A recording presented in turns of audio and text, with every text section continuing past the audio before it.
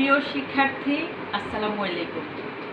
ধামরাই সরকারি কলেজ কর্তৃক আয়োজিত অনলাইন শ্রেণী কার্যক্রমে তোমাদের সবাইকে স্বাগত জানাচ্ছি। আমি নাজমা আক্তার, প্রভাষক, রাষ্ট্রবিজ্ঞান বিভাগ। আজকে তোমাদের একাদশ, দ্বাদশ, ডিগ্রি প্রথম বর্ষ, ডিগ্রি দ্বিতীয় বর্ষ এবং অনার্স প্রথম বর্ষের গুরুত্বপূর্ণ একটি বিষয় নিয়ে আমি আলোচনা করব। সেই বিষয়টির নাম হলো মুক্তিযুদ্ধে বৃহৎ শক্তিসমূহের ভূমিকা। এটা পৌরনীতি ও সুশাসন দ্বিতীয় পত্রের দ্বিতীয় অধ্যায় আছে। ডিগ্রি প্রথম বর্ষ এবং অনার্স প্রথম বর্ষের স্বাধীন বাংলাদেশের অভ্যুদয়ের ইতিহাসের নবম অধ্যায় এবং ডিগ্রি দ্বিতীয় বর্ষের তৃতীয় পত্রের দ্বিতীয় অধ্যায়, অর্থাৎ বাংলাদেশের সরকার ও রাজনীতির দ্বিতীয় অধ্যায়। প্রিয় শিক্ষার্থী, বাংলাদেশের মুক্তিযুদ্ধ শুরু হয় এমন একটি সময়ে যখন আন্তর্জাতিক সম্পর্কের ক্ষেত্রে লক্ষণীয় মোড় পরিবর্তন শুরু হয়েছিল। 70 দশকের সূচনায় দুই পরাশক্তি মার্কিন যুক্তরাষ্ট্র ও সোভিয়েত ইউনিয়নের মধ্যে বিগত প্রায় আড়াই দশকের স্নায়ুযুদ্ধের তীব্রতা হ্রাস পাচ্ছিল। অপরদিকে বিশ্ব রাজনীতির আরও বড় বৈশিষ্ট্য ছিল দুই সমাজতান্ত্রিক শক্তি সোভিয়েত ইউনিয়ন ও গণপ্রজাতন্ত্রী চীনের মধ্যে আদর্শগত দ্বন্দ্বের পরিণতিতে পারস্পরিক সম্পর্কের চূড়ান্ত অবনতি ও বিশ্বের তৃতীয় শক্তি হিসেবে চীনের আত্মপ্রকাশ। আন্তর্জাতিক রাজনীতির এমনই প্রেক্ষাপটে 26 মার্চ 1971 বাংলাদেশের মুক্তিযুদ্ধ শুরু হয়। বাইরের বড় ও ছোট বেশ কিছু দেশ এই যুদ্ধের সঙ্গে নানাভাবে জড়িয়ে পড়ে। বাংলাদেশের মুক্তিযুদ্ধে পরাশক্তির মধ্যে আমরা আজকে তোমাদের সাথে আলোচনা করব মার্কিন যুক্তরাষ্ট্রের ভূমিকা, সোভিয়েত ইউনিয়নের ভূমিকা এবং চীনের ভূমিকা এবং যুক্তরাজ্যের ভূমিকা। প্রথমে আমরা আসি মার্কিন যুক্তরাষ্ট্রের ভূমিকা।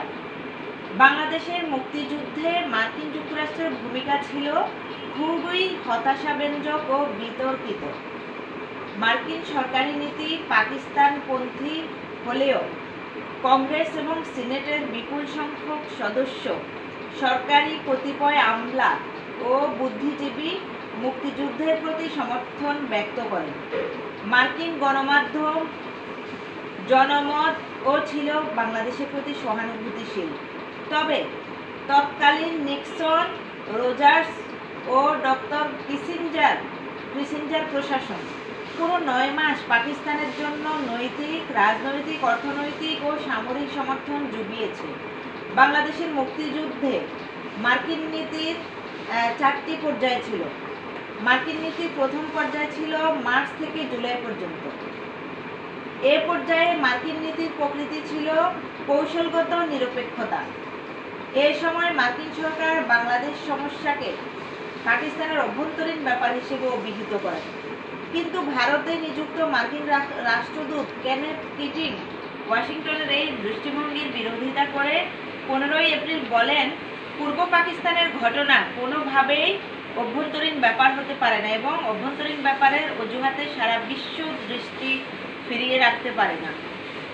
পত্রপত্রিকার প্রতিবাদ ও প্রবল জনমতের চাপে 7 মে ওয়াশিংটন পাকিস্তানের জন্য সমরাস্ত্র সরবরাহ ও আর্থিক সাহায্য স্থগিত রাখার সিদ্ধান্ত গ্রহণ করে।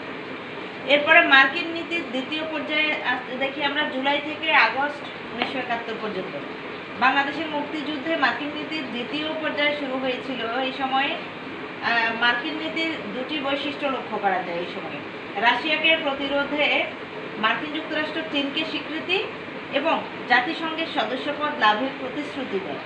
এই উদ্দেশ্যে হেনরি কিসিঞ্জারের হঠাৎ করে বেইজিং সফরের ফলে যুক্তরাষ্ট্রের পাকিস্তান ঘেঁষা নীতি সক্রিয় হয়ে ওঠে এবং যুক্তরাষ্ট্রের ধারণা হয়েছিল যে পাকিস্তানের বিরুদ্ধে সামরিক অভিযানে জুলাই মাসে রুশ-ভারত পরিকল্পনা চূড়ান্ত করা হবে।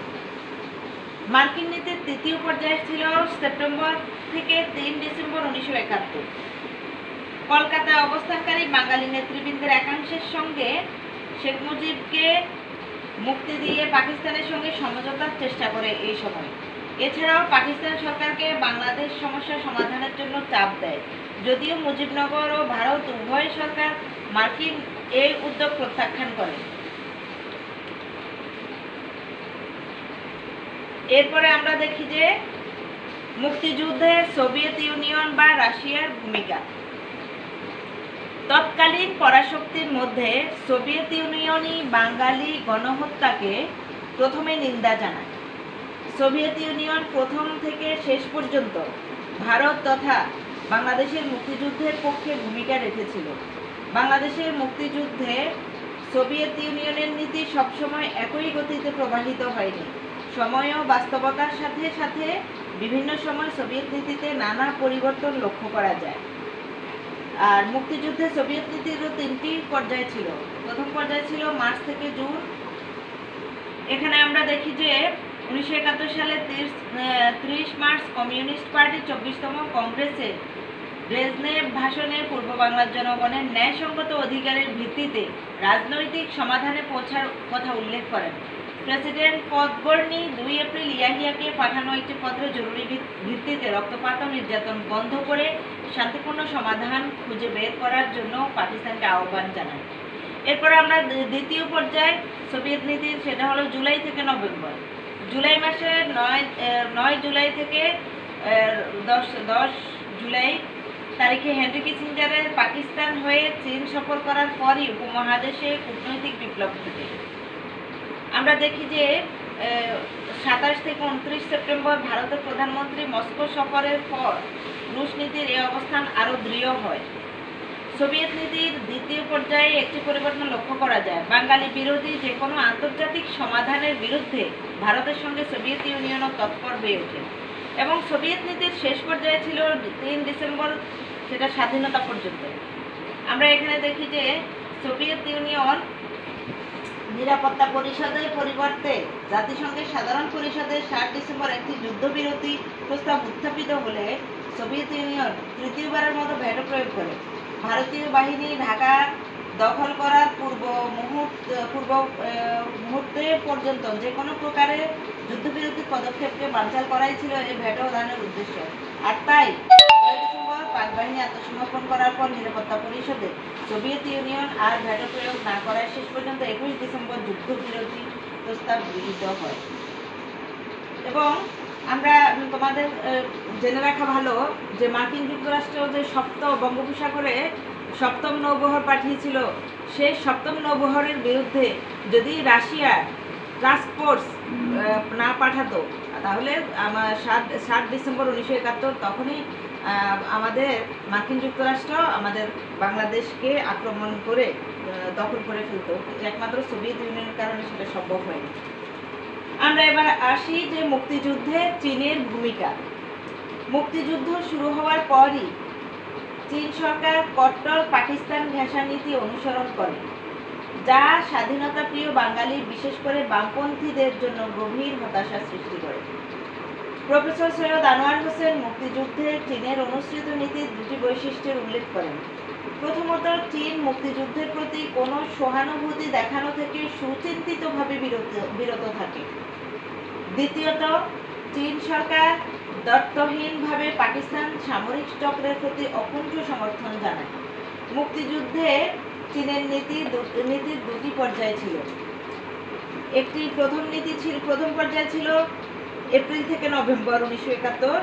চীন গোড়া থেকেই রাশিয়ার সঙ্গে ভারতের সম্পর্কের ভিত্তিতে বাংলাদেশ বিষয়ে তার নীতি নির্ধারণ করে। 1971 সালের 25 মার্চ পাকিস্তান হানাদার বাহিনী বাংলাদেশে গণহত্যার সূচনার পর প্রায় 15 দিন মৌন থাকলেও 11 এপ্রিল প্রথম সরকারি প্রতিক্রিয়া ব্যক্ত করে। ওই দিন জেনারেল ইয়াহিয়া খানকে দেয়া এক পত্রে চৈনিক প্রধানমন্ত্রী চৌ এন লাই পাকিস্তানে ভারতীয় সম্প্রসারণবাদের বিরুদ্ধে এবং পাকিস্তানের সার্বভৌমত্ব, জাতীয় স্বাধীনতা রক্ষায় চীন সরকার ও জনগণের সকল সময় সমর্থনের আশ্বাস দেন। এরপরে আমরা চৈনিক নীতির দ্বিতীয় পর্যায়ে আসি। 3 থেকে 16 ডিসেম্বর। 3 ডিসেম্বর চূড়ান্ত যুদ্ধ শুরু হলে চীন অত্যন্ত সক্রিয় হয়ে ওঠে। চীন জাতিসংঘে সরাসরি রাশিয়া ও ভারতের পাশাপাশি বাংলাদেশ বিরোধী অবস্থান নেয়। এই যুদ্ধের জন্য সোভিয়েত ইউনিয়নকে দায়ী করে একে প্রতিহত করার ঘোষণা দেয়। এর ফলে বাংলাদেশ ইস্যু নয়, রুশ চীন দ্বন্দ্বই প্রকট হয়ে উঠতে থাকে। 5 ও 7 ডিসেম্বর সোভিয়েত ইউনিয়ন দুটি প্রস্তাব উত্থাপন করে। প্রস্তাবগুলোর লক্ষ্য ছিল বিরতির মাধ্যমে পূর্ব পাকিস্তানের জন্য একটি রাজনৈতিক সমাধান বের করা। এই প্রস্তাবের বিরুদ্ধে জাতিসংঘে চীন প্রথম ভেটো প্রয়োগ করে। 5 ডিসেম্বর চীন এক প্রস্তাবে ভারতকে আক্রমণকারী হিসেবে তীব্র ভাষায় সমালোচনা করে। 16 ডিসেম্বর বাংলাদেশ স্বাধীন হলে চীন এক বিবৃতিতে তথাকথিত বাংলাদেশ সৃষ্টির জন্য সোভিয়েত ইউনিয়ন ও ভারতের তীব্র সমালোচনা করে। প্রিয় শিক্ষার্থী, আমরা সর্বশেষ আসি যে যুক্তরাজ্যের ভূমিকা। মুক্তিযুদ্ধের শুরু থেকে শেষ পর্যন্ত যুক্তরাজ্য সরকার নিরপেক্ষ অবস্থান গ্রহণ করে। যুক্তরাজ্যের নীতির মূল লক্ষ্য ছিল পাকিস্তান কাঠামোর অভ্যন্তরে বাঙালি স্বাধিকার সমস্যা সমাধান করা। তবে বাংলাদেশের ঘটনায় ব্রিটেন সরকারিভাবে উৎকণ্ঠা প্রকাশ করে এবং ভারতে আশ্রয় গ্রহণকারী শরণার্থীদের জন্য ব্রিটিশ সরকার আন্তর্জাতিক ত্রাণ তৎপরতায় অংশগ্রহণ করে। ব্রিটিশ সরকারের নিরপেক্ষ নীতির কারণে ব্রিটেনের পত্রপত্রিকায় ও বেতার মাধ্যমে মুক্তিযুদ্ধের সপক্ষে প্রচারণা সহজতর হয়েছিল এবং ব্রিটেনের মাটিতে প্রবাসী বাঙালিরা মুক্তিযুদ্ধের পক্ষে আন্তর্জাতিক জনমত গড়ে তোলার জন্য কোনো সরকারি বাধা বিঘ্ন ছাড়াই জোরালো আন্দোলন গড়ে তুলতে সক্ষম হয়েছিল। এসব অবস্থা বাংলাদেশের মুক্তিযুদ্ধ সফল করে তুলতে সহায়ক হয়েছিল। মুক্তিযুদ্ধ শুরুর সময় লন্ডন ভিত্তিক পত্রিকা ডেইলি টেলিগ্রাফের সাংবাদিক সাইমন রিং ঢাকায় ছিলেন। তিনি 25 মার্চ সংগঠিত গণহত্যার মর্মস্পর্শী বিবরণী 30 মার্চ ডেইলি টেলিগ্রাফ পত্রিকায় প্রকাশ করেন। গার্ডিয়ান 31 মার্চ খবর প্রকাশ করে। এবং আমরা দেখি যে বাংলাদেশের মুক্তিযুদ্ধের সময় বিবিসি গুরুত্বপূর্ণ ভূমিকা পালন করে।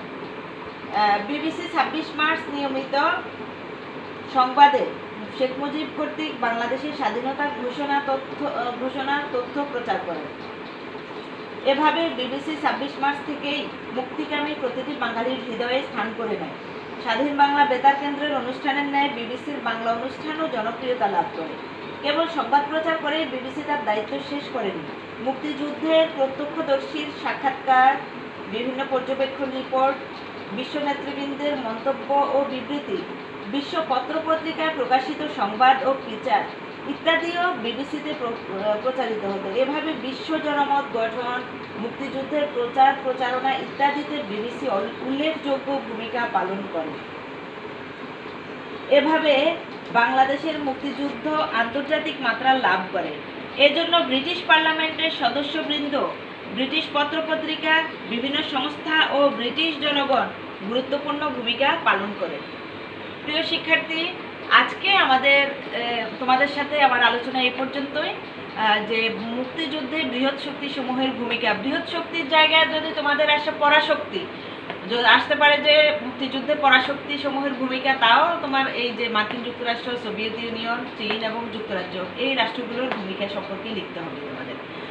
আজকের ক্লাস সম্পর্কে তোমাদের যদি কারো কোনো প্রশ্ন থাকে তোমরা কমেন্টসে প্রশ্ন করবে, আমি উত্তর দেওয়ার চেষ্টা করব।